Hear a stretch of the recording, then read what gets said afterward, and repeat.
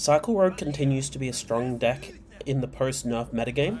The deck that I've included here is an Incindius version, a card that you could potentially include if you're finding yourself against matches that you need to push a little bit more damage as Blood Mage Thelnos, and you'd probably end up getting rid of something like one of the O managers for it. So at the moment I'm running 2 O managers. I'd probably just switch that to 1 if you are planning on changing the deck list at all to fit that particular card in.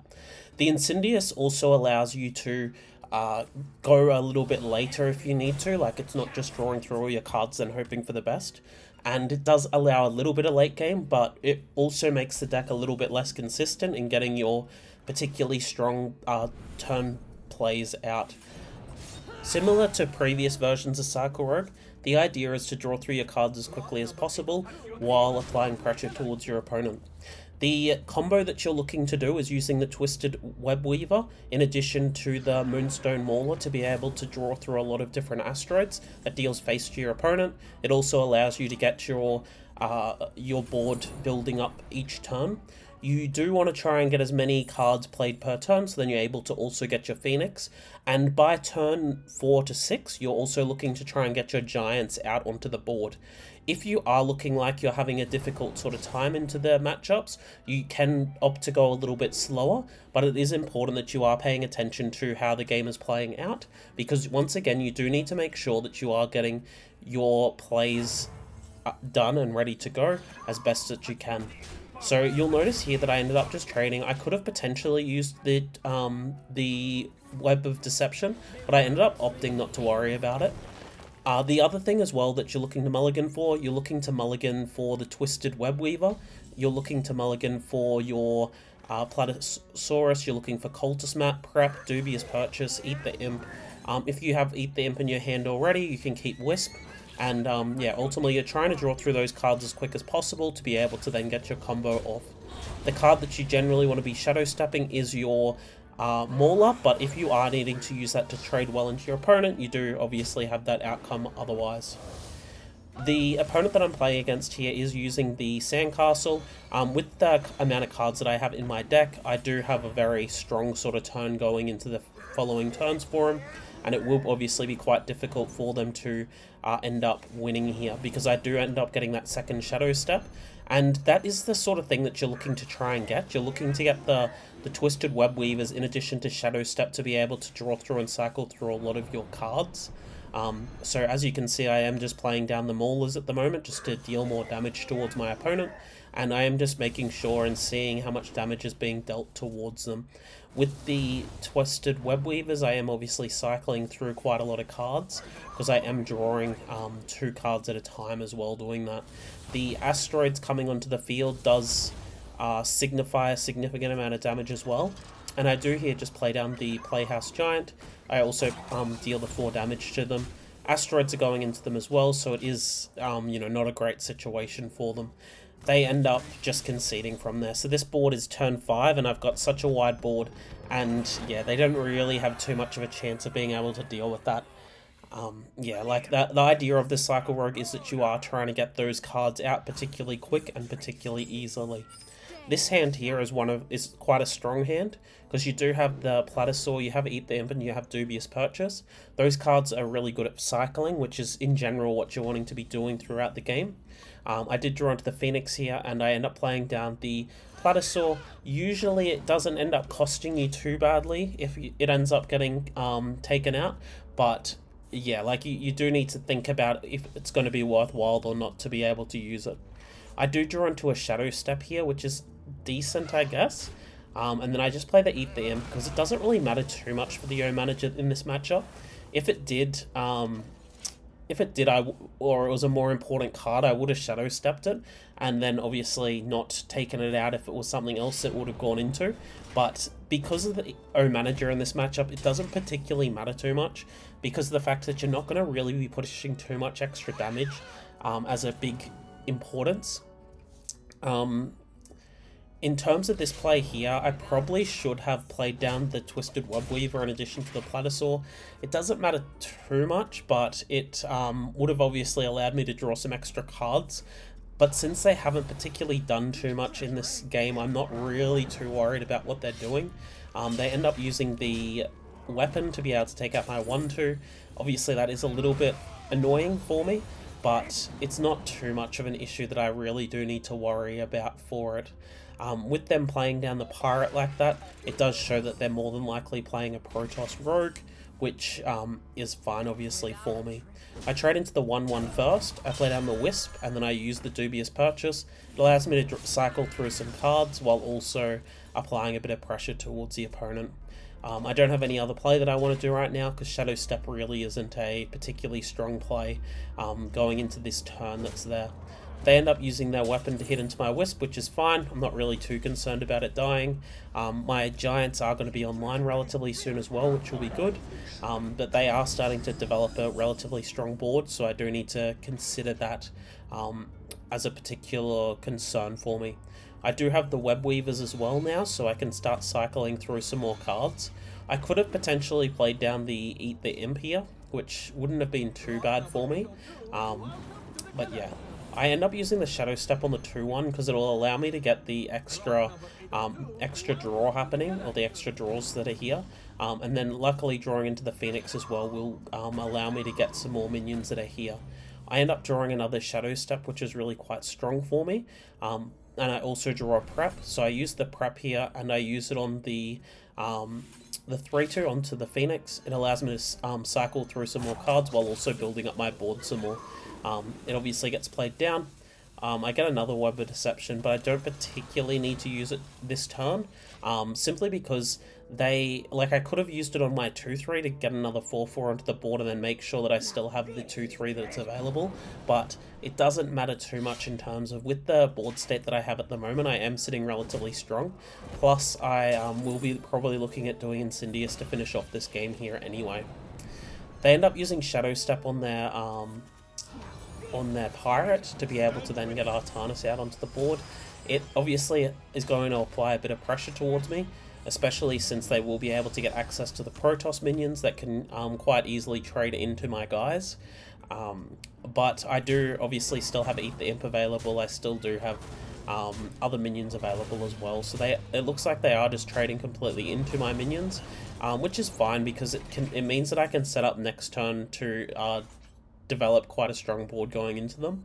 So I play the Mauler here, I play down the Giant, it gets those cards obviously out of my hand, and I'm just looking right now to be able to get the extra minions and plays down here. I could have gone for the Prep play there, it doesn't matter too much because I at this point in time do recognize the importance of keeping the I do recognize the importance of Incindius in this matchup for me, because since they traded last time, it's more than likely they're going to be trading this time as well into my board that's here, especially since they haven't drawn through too many cards.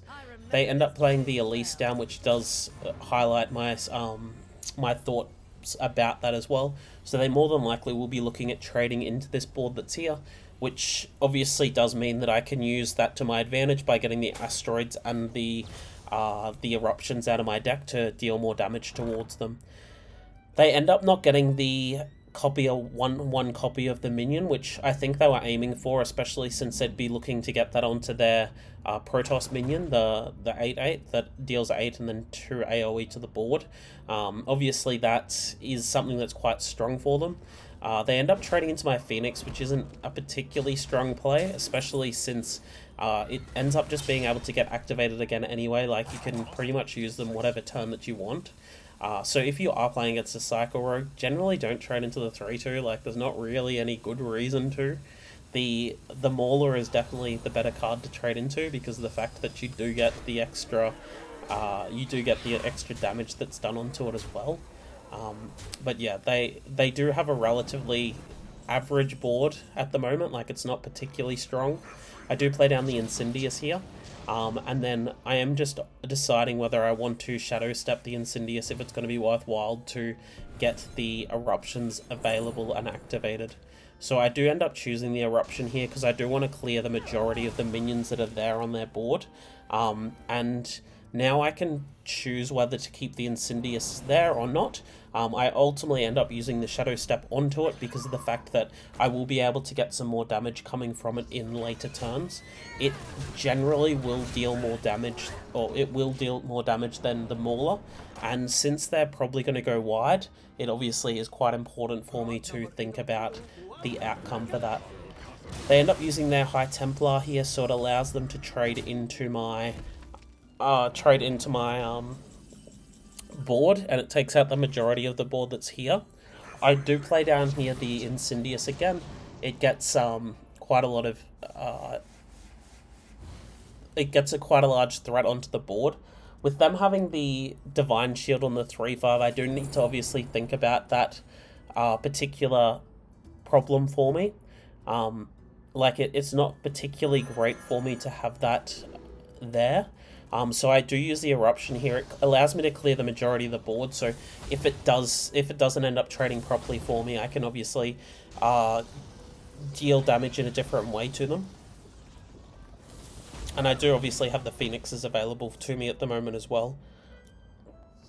Unfortunately, with how it ends up drawing, I do end up not being able to access the enough Eruptions or Asteroids to take out the 3/2, so I lose some damage there, which is fine. Like, it's with the Incindius on the board, I am now at the point where it's pretty much lethal going into next turn. They obviously need to be able to get the two of the Protoss minions out onto the board, which isn't really very likely, especially with what they've got here. They end up using the Dark Templar. It takes out my Incindius, which is fine. Like, I'm not really too concerned. Once again, they do trade into my Phoenixes, which at this point in time with their low health, it is probably the idea to go about it, but it still doesn't feel particularly strong for them. They end up playing down another Void Ray, and they put the Divine Shield onto their Dark Templar, just so then they can obviously make it so it's a bit safer for them going into the next turns. And with how I've got the Asteroids and the Eruptions, it does mean that I'll be able to clear the board and then use Asteroids in the future turn if I needed to. But obviously, with how the draws are happening right now, it is going to be lethal from the Asteroids and the Eruptions. So, like, the Incindius is definitely quite strong, but it's really slow. Like, it was strong in that game, especially since they had a little bit of a wider board, and the Asteroids obviously wouldn't have been doing too much against them, and I was a little bit slower off the mark compared to them too. But yeah, like, it is something that's not the strongest all the time. In this matchup, I'm playing down against a Warlock, so it's more than likely they're playing Dorian Warlock. It's relatively slow because you're able to pretty much get your strong board out before they can get their play out. And if you can get the Giants out onto the board before they do anything, in general, they're not going to be able to clear that play on that particular turn. I end up using the Platysaur here. I draw into the Eat the Imp, so if they end up taking out my my Platysaur, it doesn't really matter too much. If they end up leaving it, it means I can use the Eat the Imp on top of it, so either way it's quite good for me. So here I just deal 1 damage to their face. I use the Eat the Imp. It allows me to draw some extra cards while also dealing damage to them.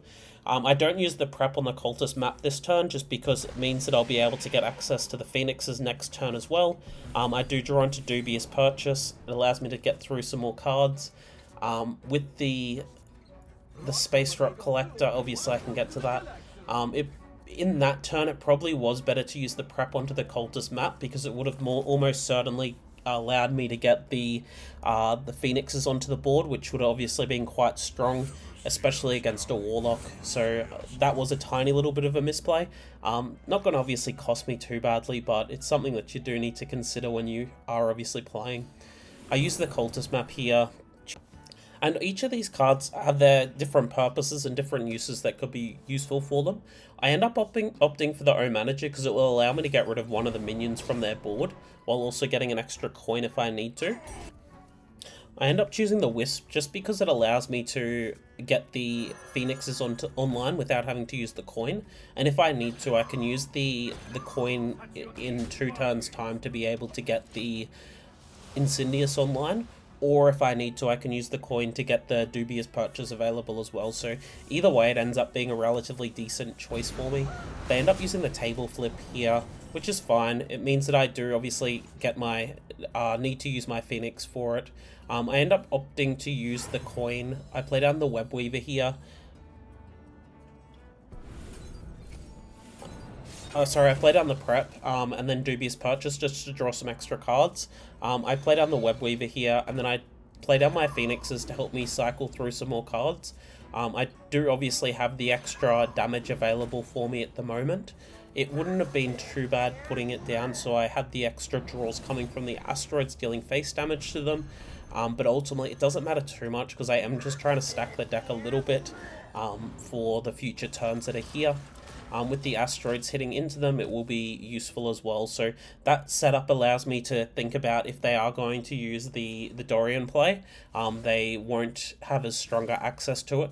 Plus, if they did use the Nidus one like they did, they could have used Consume twice, and then it would have obviously meant that they wouldn't have healed as much that's there. So I end up drawing into another Shadow Step, obviously play down to the Mauler, because I am just trying to deal some face damage, and with the amount of minions that I have on the board, it is very likely that I will end up having lethal onto the opponent with the amount of asteroids and things like that onto them. So they end up just conceding, because there isn't really too much they're going to be able to do in that particular situation. And the Dorian deck does fall a little bit apart if you don't end up drawing into at least your Zerg package or the Dorian play. So going into this game, I do have the Space Rock Collector. I also have Dubious Purchase. I shuffle away the Phoenix and the Giant. The Giant's obvious, but the Phoenix I shuffled away just because in general you're looking for cards that will help you draw more cards in the early game, and that's in general also going to be the way that you'll be strongest going into their turns and getting more aggressive into them and things. With the Space Rock Collector, it does allow you to have access to Dubious Purchase on turn 2 if you need to, but obviously it doesn't really matter too much in this situation for me. I end up drawing into the Cultist map as well. I do have a coin here, so it means that if I need to, I could use it to get an extra card that's there. But I end up opting just to use the Dubious Purchase first. Allows you to cycle through more cards, so that's always going to be quite a strong thing for you. They end up using the Nidus Worm here. It will allow them to draw some of their Zerg cards, but in general, I'm just looking to try and cycle through as much as I can to then apply pressure to them. So my hand is relatively decent. I could have potentially gone for a Web Weaver here, which would have been fine, but yeah, it didn't really matter too much for me. I got the Cultist map. I'm going to choose the prep here just so then I can then use the prep to get back my Platysaur. It gets a 4/4 onto the board while also allowing me to cycle through more cards. And then next turn I can use the Twisted Web Weaver to cycle through some more as well. They end up playing their Xavius down, so it does show with them not instantly choosing that they didn't get the Dorian into their hand, and that obviously is going to be quite good for me in the next turn. So I do just play down the Platysaur here first. Since my hand is relatively full, I don't really want to be burning too many cards. I use the O Manager here just to get the damage down onto the Xavius, and then I just trade into it because that turn there, I probably would want to do slightly different. I was playing quite a conservative sort of play there, which I do think wasn't particularly strong. Like, it probably would have been the best turn to go for the pop-off turn that turn, to do the Web Weaver and do more cycling and things like that. But obviously that's just hindsight for it. So if you were to redo that hand, you'd probably want to be trying to cycle through as much as you can. But what I end up opting for instead with this turn that's here, I do play down my Web Weavers and I play down the... I'm looking to try and cycle through those cards as quick as possible. So I play down the Wisp, I play down the Phoenix, I use the card to be able to then draw through some more cards. So like it definitely was a weaker sort of play, but it meant that I wasn't going completely all in on that turn, which they obviously would have been able to clear quite easily. They end up playing down the Dorians. They did end up choosing it, which is a little bit strange considering how long it took them to choose it. Usually it's pretty much just an instant pick. Judging by how they did that turn, it does show that they didn't get the beast, the pig that's there, the amalgam or whatever it's called. And then they obviously just chose the Ysera, which is fine. Like, it's not a bad card, but it's definitely not that strong with the board state that's here for them anyway. They end up using the Consume to be able to get their giants online, which I think is a little bit of a mistake, just simply because of the fact that they then have now used both their Consumes, which means that I do now have access to dealing a lot of damage to them really easily. I get the asteroids down onto the board. I use the 2/2 to trade into their 2/1. It allows me to then be able to cycle through some more cards, obviously. I use the Eat the Imp onto the asteroid guy because of the fact that if you get rid of the Phoenix, it does mean that you are putting yourself into a weaker position. Simply because, like, it used to be quite good to obviously get rid of your Phoenix because then you could just get another one and just keep replaying it. But at the moment, it's dealing a lot more damage and it's posing a lot more of a threat towards them. Without them not using the Mortal Coil in the previous turn, it does show that they don't have a particularly strong play into it. And I then obviously just got the cultist map, used it on the shadow step. I choose to Eat the Imp here just to set me up for next turn, because I do know that it's quite likely that they will look to take out the board that's here. My Phoenix is then able to trade into the giant that's there, and then I can send my 4 damage into their face. With how my board's sitting at the moment, it isn't particularly strong. But they don't have any other way of gaining any other health back, since they've used both their Consumes. They could just use the Kerrigan, which it doesn't really threaten me too much. Yeah, like, it didn't really matter too much in terms of what they did. With my 8/8s on the board, there's not really anything they can use to clear such a strong board, especially since they'd already used a table flip. So they use the table flip, they use a Hellfire, and then they end up just obviously conceding because it's going to be lethal coming from that. So, like, there are a few turns in that game that I would reconsider, but they weren't terrible plays, but they probably were plays that weren't as optimal as what you could potentially have gone with. Going into this matchup, I am playing against a Warrior. Warrior is one of the matches that this deck does have a little bit of trouble with, simply because if they clear your giants before you get a swing off into them, it's quite likely you're not going to be able to deal enough damage, especially if you don't have the Blood Mage in your deck. If you are running into a lot of Warriors, Blood Mage is probably going to be the card that you'll be looking to include into your list, simply because it will generally get to the later games and later turns of the game, and then it will obviously cause a little bit of trouble coming from that. I do end up just playing the Mauler down. I use Shadow Step onto it just to get it back into my hand. I can use it as a combo activator in the future turn, which will obviously be quite useful, and it does get the asteroids into the deck. I use the cultist map here. I just end up choosing the prep. They're not particularly great choices, and the prep would potentially be useful for the dubious purchase. Like, it's one of those things where it's just like, you know, it's not particularly great either way for it.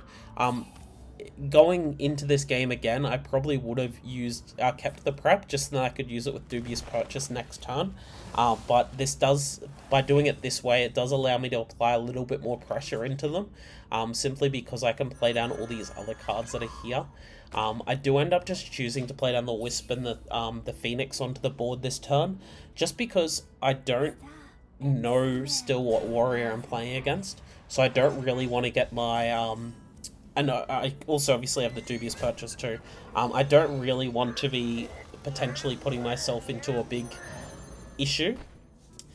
I end up using the Maulers and playing them down, and I just try and get as many of the asteroids into my deck as possible.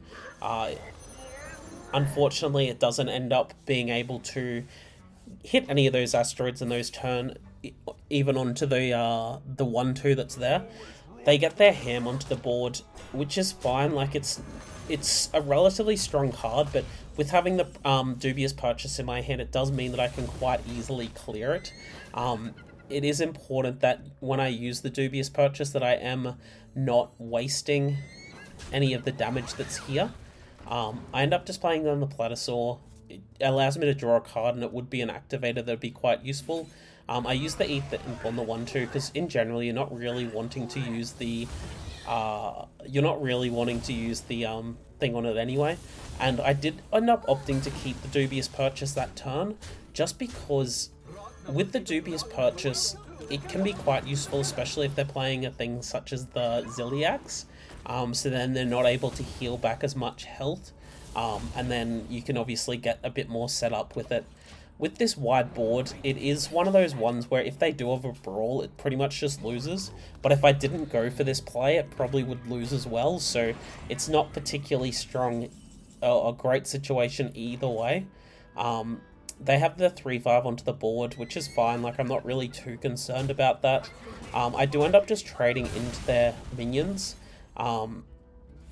And then I get my Mauler back into my hand. I'm obviously going to try and keep drawing some more cards. By cycling some more cards, it does pose a little bit more of a threat towards them too. I play down the Phoenix, draws me a little bit more as well. I could have potentially gone for the Eat the Imp play that turn, but I'm not really in too much of a position to have to worry about that. Because of the fact that they didn't do a brawl that turn, it does show that they don't really have a very strong hand either. They play down their 2/4 here. I do have an asteroid as well, so it's important to see where the asteroid ends up landing. I draw into the Incindius, which is quite strong for me. Play down the Incindius, it gets me a relatively strong setup for next turn. And then I'm just going to trade, because it will get me more of those eruptions into the deck. I'm just going to use the O Manager here onto the 1/2 with the Poisonous. It means that they can't really do too much for that. And now I'm just doing lowest damage to highest damage, just to make sure that I'm not wasting any damage with the shield that they have. That turn I do end up getting the giant hit onto them, which is quite good. They only obviously do have the 20 health, which is perfectly fine for me. With the Ziliax coming out, they are obviously just trying to clear my Incindius. You don't really want that sitting on the board, like it's terrible if that is sitting there. I draw into some eruptions, which is quite strong. I'm now wanting to make sure that I'm not using any of my asteroids or anything like that onto them. With the eruptions going back into my deck, I can get the Mauler coming back. I could have gone in that turn and used the prep onto it to allow some more damage. Doesn't particularly matter too much.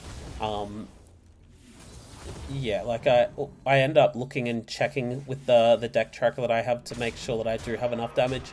And as you can see, it does obviously show the asteroid ends up getting lethal. So like, I did get quite lucky by them not having a brawl, especially when I went wide. But sometimes that's the only out that you really have. In general, the deck is quite weak against Warrior, as I mentioned. And yeah, like it's one of those things where you do want to just try and go for your game plan and hope for the best, because you're not usually very favoured going into the Warrior matchup anyway. Going into this match, I am playing against a Hunter. In general, they're going to be the Handbuff Hunters. With Rogue, you're wanting to really quite strongly look for dubious purchase in this matchup, simply because of the fact that it allows you to deal with one of those buffed up minions, and then you can continue to apply your own pressure.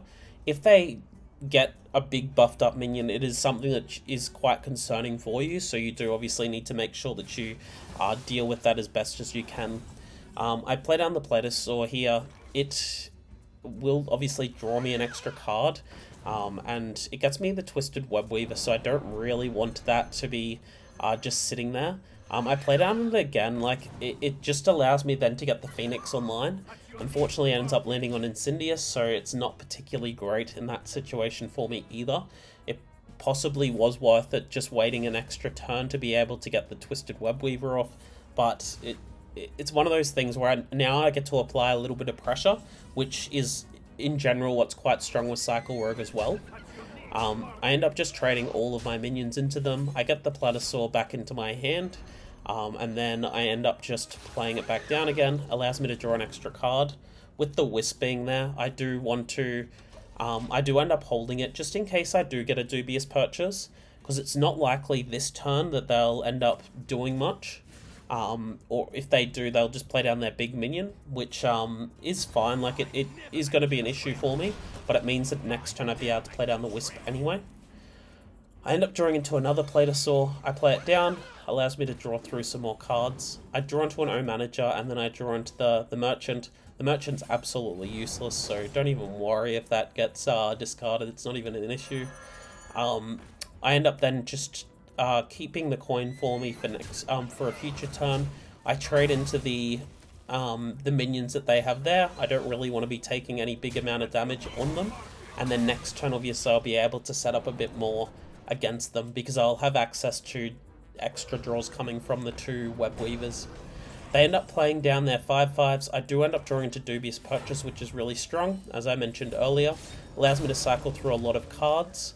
With the Wisp, I end up playing it down to draw through some more. I don't end up playing down the Web Weaver here, just because of the fact that I don't want to potentially lose both of them. Like, it's not likely they'll have a way to clear it, but it's not in my best interest to be playing that down when they only have a 5/5 down on the board. Like, I'm not really trying to rush that hard. They end up playing down Ranger Ghillie, which is definitely the worst card in their deck. Simply, it's only there, obviously, because of the fact that it allows you to get the buffing cards, but it really is a very low win card. Like, if you draw into it, you lose quite often, because it's such a dead draw, and it wrecks your game plan quite a lot too. So I end up playing down my Giant here. I use the Cultist map. I end up choosing the Shadow Step, obviously. Allows me to get the Mauler back into my hand and get some more Asteroids into my deck. With the Asteroids back in my deck, I end up having the Cultist map as well. I end up playing it down. I obviously end up choosing the Giant here because it is free now. Allows me to draw through some extra cards too. And then I end up just choosing the Mauler so I can set up the next turn against them. If they don't have any way to clear these Giants that are here. So in general, that turn I just was setting up for my later turns, and obviously it's not very likely they're going to be able to do too much against me. They end up using the Death Roll, which does clear quite a lot of the board. They use the Wound the Prey then to clear the Giant. With them doing that, it does pretty much mean that they just lose now, because of the fact that I am now just able to play down all my Maulers, draw all these cards, cycle through a lot, and the Asteroids are just all going face, simply because of the fact that they don't have any minions on the board.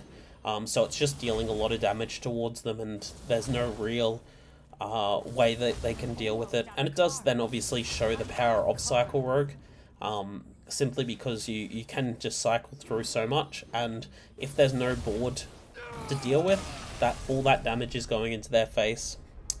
If you've enjoyed this content, please like and subscribe, and bye for now.